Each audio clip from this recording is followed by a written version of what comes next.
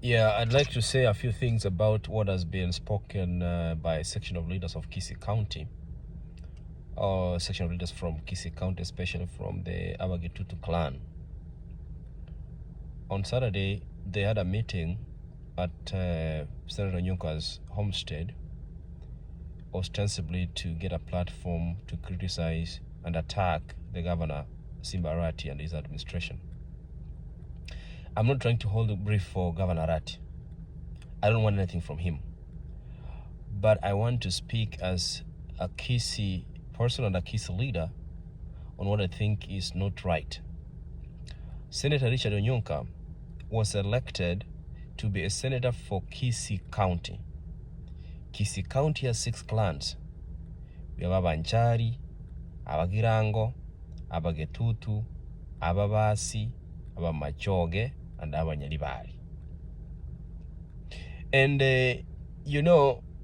Governor Arati came in to replace Governor Ongwae, whose term had come to an end, and, people elected Governor Arati with a lot of votes, over 270,000. There is a belief, and it could be the truth, that during the recruitment of civil servants in the county, people from the clan of Ongwae were disproportionately given more chances. There's no problem if that was the case.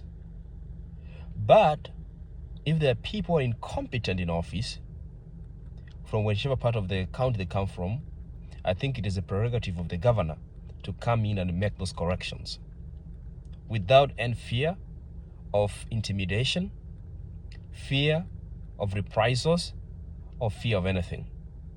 So I want to focus my attention to Senator Onyonka, who has now stopped being a senator for the Kisii County and decided to become a clansman from Bogetutu, where he's just a mouthpiece of just one clan of the county. His attacks are premised on a promise they might have had with governor, ostensibly what he's trying to say, that it was to be given some 25% of employment opportunities in Kisii County. So my question is, the function of an elected senator is to oversight the governor and not to be party or to be part of the formation of that government. You're supposed to be outside and focus in looking at what the governor does, not being part of the formation of the government. Then you go out there and try to start criticizing the government you're forming. So I think that is out of order. So Senator Onyonka, you're my friend. You're out of order. And another thing, the other 2 members of parliament who are also my friends, I think, my brothers, you're missing the point. Your work is clearly cut in the constitution. You are overstepping your mandate. So what you're trying to do, basically, is trying to intimidate the governor and to incite the people of Bogetutu to see that the governor is against them. That is what they call demagoguery. You become demagogues. You're good orators, and I like the way you were speaking there, especially Japheth. You're speaking very influentially, bro. You go places. But I feel like this is a way of escaping your mandate and the promises you've put to your people. So when they ask you why has this and that has not been done, you say, oh, it's because governor is chasing you guys out of town. Even Onyonka, maybe you might have promised people who are campaigning with you that you're going to give them some jobs or some opportunities in the county, which was just hot air. And now confronted with those, with the pressure, you're saying, oh, Simba Arati has not given me this kind of portion, so we should blame Simba Arati. So he's becoming the boogeyman. You're making Simba Arati the boogeyman.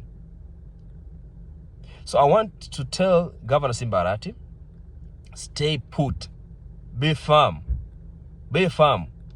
Just like your name suggests, you're the king in the jungle here. Be firm.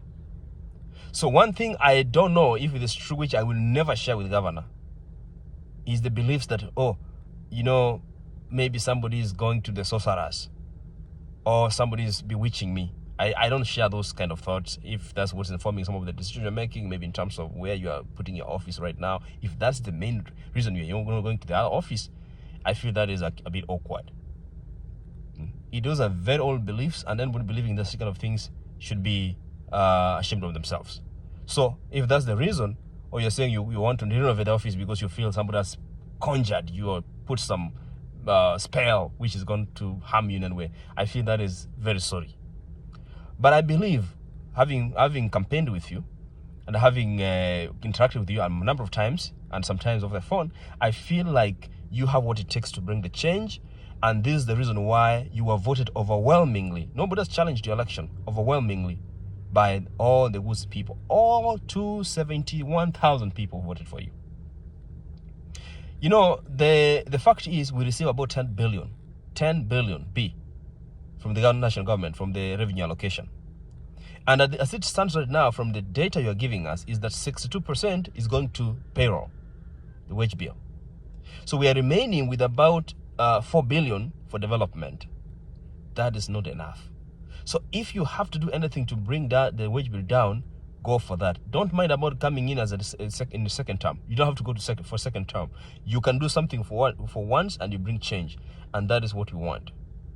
So I want to urge every leader who has been elected to focus their energy to the things they've been elected to do. Let's stop these sideshows. Let's stop being demagogues. Let's stop the incitement. And if you're a county employee, focus on the job you're supposed to do. Stop looking for godfathers.